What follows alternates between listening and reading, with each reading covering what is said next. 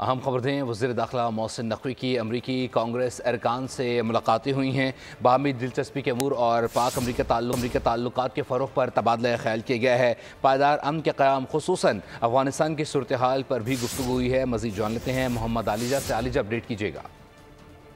वफाकी वज़ीर दाखिला मोहसिन नकवी की दौरा अमरीका के दौरान अहम मुलाकातों का सिलसिला जारी है।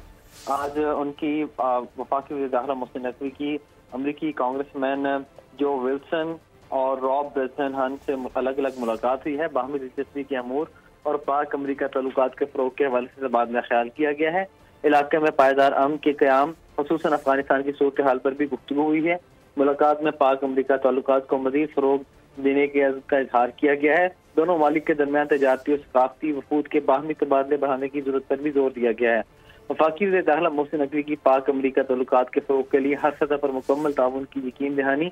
वफाकी वज़ीर दाखिला मोहसिन नकवी ने कांग्रेसमैन जो विल्सन और कांग्रेसमैन रॉब ब्रेजनहान को पाकिस्तान के दौरे की दावत भी दी है।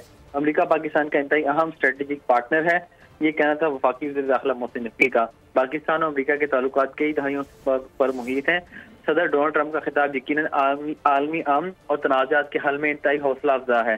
सदर डोनाल्ड ट्रंप दुनिया के लिए अमन की उम्मीद बने हैं, ये कहना था वफाकी वज़ीर दाखिला मोहसिन नकवी का।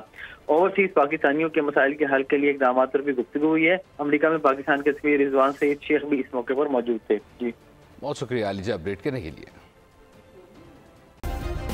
सब्सक्राइब करें और बेल दबाएं ताकि कोई खबर रह न जाए।